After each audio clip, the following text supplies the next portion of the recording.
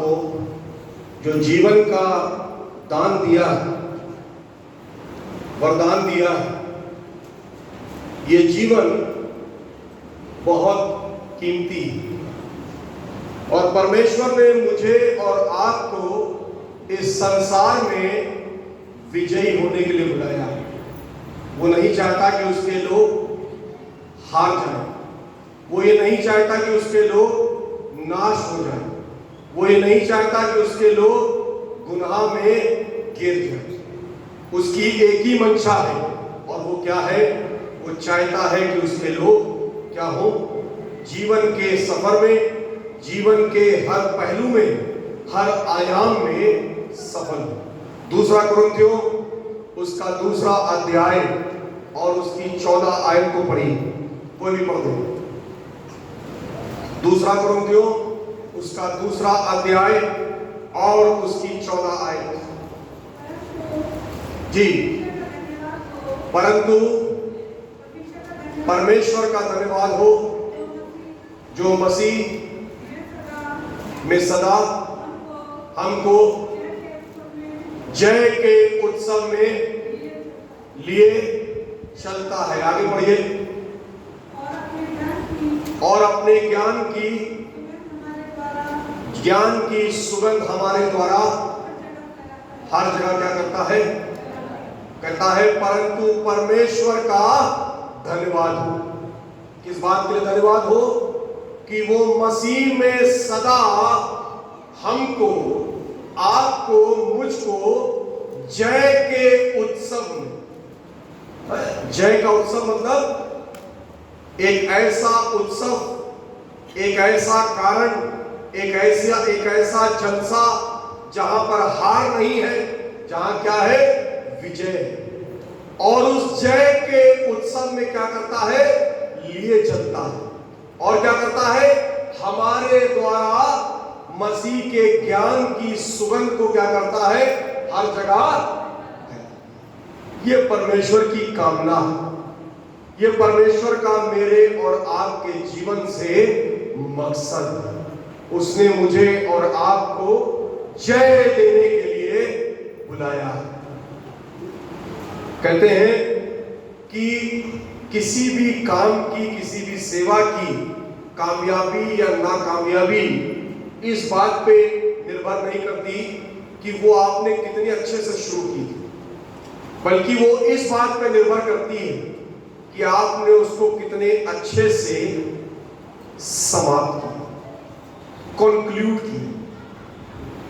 अगर आपने उसको बहुत अच्छे से कंक्लूड किया, किसी अंजाम तक पहुंचाया है, फलवंत बनाया है, तो वास्तव में आप प्रशंसा के पात्र। क्यों? क्योंकि बहुत बार यह देखा जाता है कि शुरुआत तो बहुत जोरों में होती है, लेकिन फिर क्या होता है? धीरे धीरे सब चीजें ठंडी हो जाती है नहीं। और इस बात को प्रभु यीशु मसीह भी बहुत अच्छे से जानता था। इसीलिए जब एक बड़ी भीड़ उसके पीछे चलती थी तो उसने कहा था कि मैं जानता हूं कि तुम मेरे पीछे इसलिए नहीं आते कि तुम बहुत सच्चे अनुयायी हो, तुम इसलिए आते हो क्योंकि तुमने रोटियां खाई हैं, तुम तृप्त हुए हो, तुम इसलिए आते हो क्योंकि तुम्हें लगता है कि मुझसे तुमको फायदा होगा। ये वो लोग थे जिनको सेवकाई से मतलब नहीं था, मिनिस्ट्री नहीं थी, केवल उनकी अपनी जरूरतें थी, उनकी अपनी प्राथमिकताएं थी और बड़ा जोश दिखाते थे, लेकिन अंदर से बिल्कुल ठंडे थे। अच्छी शुरुआत मायने नहीं रखती, लेकिन अच्छा कंक्लूजन मायने रखता है। इंग्लिश में कहते हैं all is well that ends well. जब अंत भला तो सब भला। प्रभु यीशु मसीह की सलीब से छठी आवाज पूरा हुआ, ये एक जय की ललकार। ये वही कह सकता है जो वास्तव में अपनी जिम्मेदारियों को पूरा कर पाए। आज बहुत से लोग, बहुत से जीवन जो इस संसार में पाए जाते हैं, वो अपनी जिम्मेदारियों को पूरा करने में नाकामयाब ठहरते हैं। जिम्मेदारियां तो हम ले लेते हैं, लेकिन हम उनको अंजाम तक नहीं पहुंचा पाते। क्यों? क्योंकि हमारे अंदर समर्पण नहीं, हमारे अंदर दर्शन नहीं, हमारे अंदर कामों को करने की इच्छा नहीं, हमारे अंदर वो तबीयत नहीं कि हम परमेश्वर की महिमा करें। इसलिए काम तो हमने ओढ़ लिए, लेकिन हम उनको कहीं भी ले जा नहीं पाते। बहुत वादी साहब यहां बैठे हैं और हम तो पूरी डायसिस में देखते हैं, बहुत से अनुभव होते हैं। आज बहुत जगह जगह लोगों ने कलीसियाएं शुरू कर ली, शायद आपका भी वैसा भी अनुभव होगा। कतौली बहुत से फ्री चर्चेस चल रहे हैं और बहुत से लोग एकदम से उठ के आते हैं और कहते हैं मैं आज से पासवान हो गए। पता नहीं कहां से आ गए, किसने उनको पासवान बनाया हमें नहीं मालूम, किसी को नहीं मालूम, लेकिन वो पासवान हो गए। उन्होंने 10 लोगों को इकट्ठा किया, कलीसिया बना ली, इबादत शुरू कर दी, और एक दिन पता लगता है कि वो पादी साहब अचानक से गायब हो गए। अब परेशानी आई कि जब कलीसिया में किसी की शादी होगी, अब वो व्यक्ति भटक रहा है कि मेरी लड़की की शादी कोई पढ़ दे, और वो भटकते भटकते आता है सीएनआई के ब्रिज के पास, मेथोडिस्ट में आता है। तो वादी साहब कहते हैं भाई अपना बैप्टिज्म लेके आइए, अपना कन्फर्मेशन दिखाइए कहाँ हुआ। तो वो बताता है कि हम तो फलानी मंडली में जाते थे, फलाने शख्स थे जो अपने को पादी साहब बोलते थे, उन्होंने इबादत शुरू की थी और एकदम से वो गायब हुए और हमें नहीं मालूम वो कहाँ चले गए। अब हम बड़ी समस्या में हैं, क्योंकि ना तो हमारे पास बपतिस्मे का कोई प्रमाण पत्र है, ना हमारे पास दृढ़ीकरण का प्रमाण पत्र है, ना कलीसिया की कोई सदस्यता का प्रमाण पत्र है। हम तो कहीं के ना रहे, हमारी मदद कर दीजिए। शुरू तो बहुत जोश से किया, बड़ा हल्ला गुल्ला किया, बड़ी भारी मिनिस्ट्री है, बड़ी जोश से आराधना कर रहे हैं, तुम भी आओ तुम भी आओ, और उसके बाद गायब। ये घर, ये शहर की विडंबना है। परमेश्वर ऐसी सेवकाई स्वीकार नहीं करता। परमेश्वर चाहता है कि जब आप कोई जिम्मेदारी ले रहे हैं तो उसको पूरा निभाइए, उसको अंजाम तक पहुंचाइए, क्योंकि परमेश्वर के वचन में लिखा है परमेश्वर घंटों में नहीं उड़ाया जाता, मनुष्य जो बोता है वही काटेगा। परमेश्वर का मजाक मत बनाइए। अगर जिम्मेदारी पूरी नहीं कर सकते तो बेहतर है अपना हाथ आगे मत बढ़ाइए। अगर कुवत नहीं है तो फिर बड़े बोल मत बोलिए, क्योंकि परमेश्वर है, मनुष्य। समुपदेशन की पुस्तक में सुलेमान कहता है जब तुम परमेश्वर के भवन में आना तो क्या करना? 5वें अध्याय में लिखा है सावधानी से चलना। कोई भी शब्द उतावली से अपने मुंह से मत निकालना। जब कोई मन्नत मानना तो उसको पूरा करने में देरी मत करना। मन्नत मानकर पूरा ना करने से उसका ना मानना ही अच्छा है। बढ़ चढ़कर ये मत कह देना कि परमेश्वर अब मैं तेरे लिए ये करूंगा, मैं वो करूंगा, आज से मैं ऐसा करूंगा, मैं वैसा करूंगा, मैं 2 घंटे दुआ करूंगा, मैं बाइबल का प्रचार करूंगा, मैं चर्च जाऊंगा, मैं यहां जाऊंगा, मैं वहां जाऊंगा, और ऐसा ना हो कि 2 महीने बाद तुम कहीं भी ना पाए जाओ। इससे बेहतर है कि पहले अपने आप को तैयार कर लेना और तब परमेश्वर के सामने आकर वायदा करना, क्योंकि परमेश्वर ऐसे शब्दों से खुश नहीं। वो आत्मा है, वो सच्चाई है, वो आत्मा से ही प्रसन्न होता है। हम अपने मुंह के शब्दों से परमेश्वर को खुश नहीं कर सकते। ये सांसारिक और शारीरिक बातें होती हैं। जय पूरा हुआ, ये क्या है? ये एक जय की ललकार है जो प्रभु यीशु मसीह ने सलीब के ऊपर से पुकारा और कहा पूरा हुआ। क्या पूरा हुआ? मनुष्य के उद्धार का काम पूरा हुआ, पापों की क्षमा का काम पूरा हुआ, परमेश्वर की उस बड़ी योजना का काम पूरा हुआ, परमेश्वर की महिमा का काम पूरा हुआ। जो कुछ परमेश्वर ने सौंपा था वो सब कुछ पूरा। ये वही कह सकता है जो सच्चाई और ईमानदारी से परमेश्वर के कामों को पूरा कर सकता है। जब प्रभु यीशु मसीह ने क्रूस पर अपने प्राण त्यागे थे और वो मुर्दों में से जी उठा था, तो पौलुस क्या कहता है? हे मृत्यु, तेरा डंक, अभी ईस्टर पे हम इस पर विचार करेंगे, तेरा डंक कहां रहा?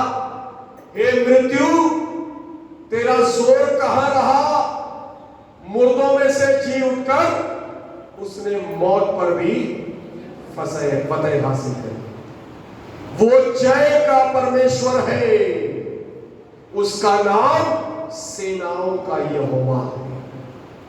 बाइबल में आया सेनाओं का यहोवा, वो सेनाओं का यहोवा है, वो जय देने वाला है। उसने मुझे और आपको जय के महोत्सव में बुलाया है। क्रूस जय की निशानी है, ये हार की निशानी नहीं, ये जय का प्रतीक है। ये इस बात का ऐलान है कि मृत्यु भी परमेश्वर की प्लान को डिफीट न कर सके। प्रभु यीशु मसीह ने क्रूस पर चढ़कर ऐलान कर दिया कि मनुष्य के उद्धार का काम पूरा। सवाल ये, जो काम प्रभु को सौंपा गया था वो उसने पूरा कर दिया। आज बारी मेरी और आपकी।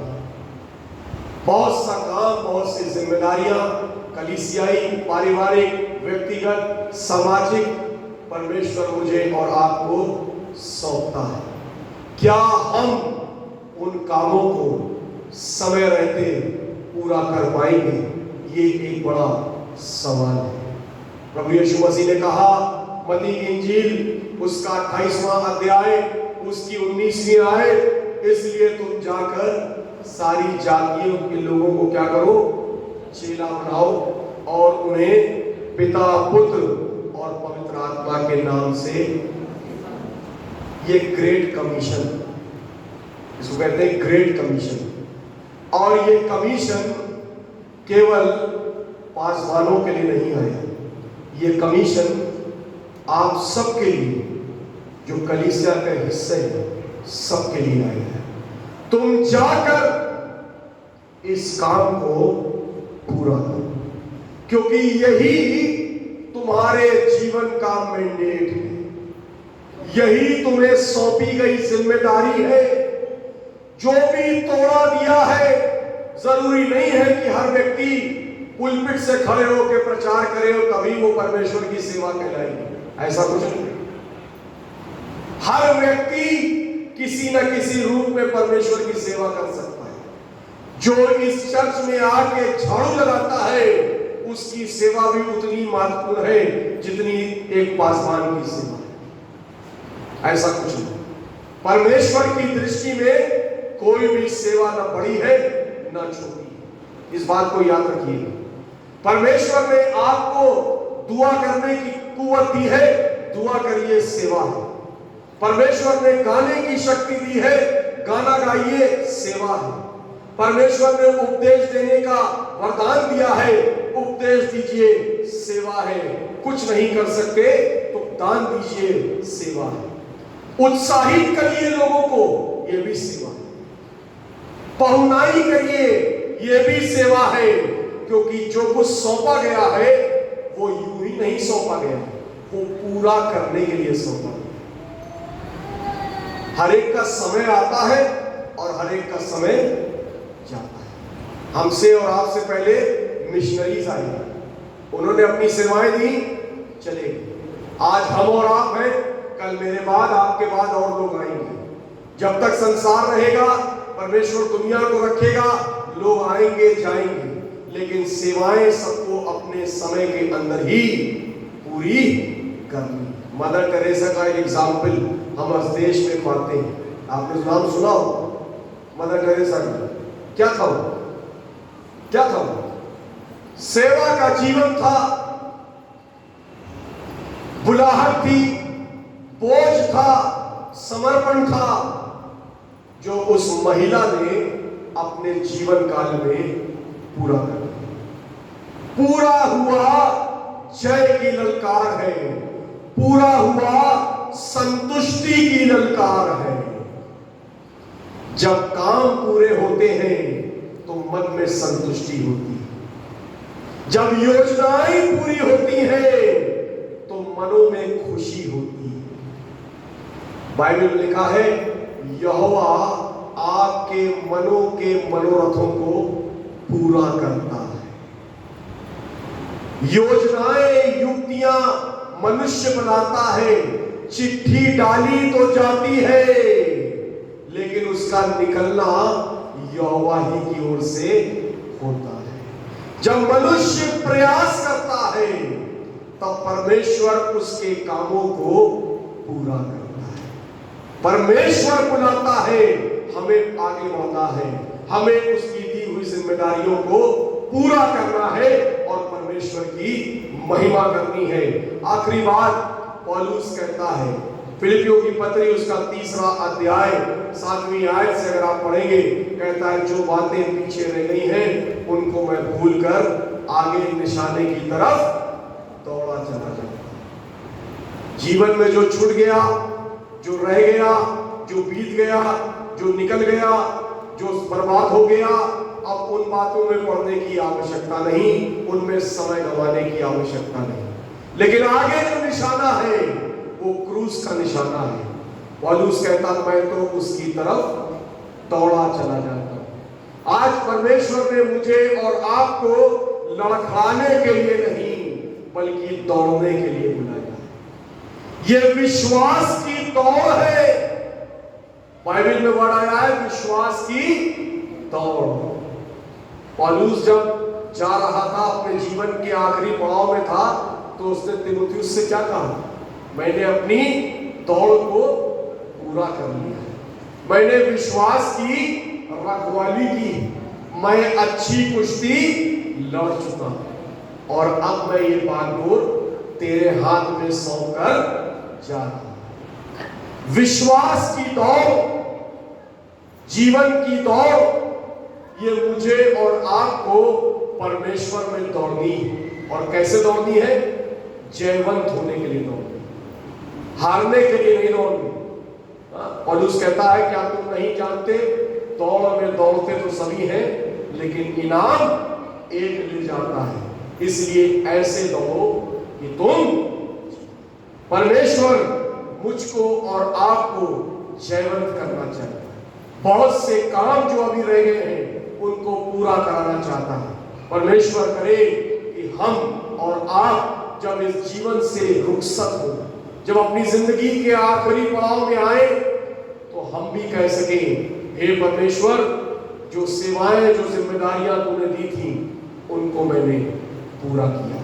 परमेश्वर इस वचन से हम सबको आशीष दे। आमीन।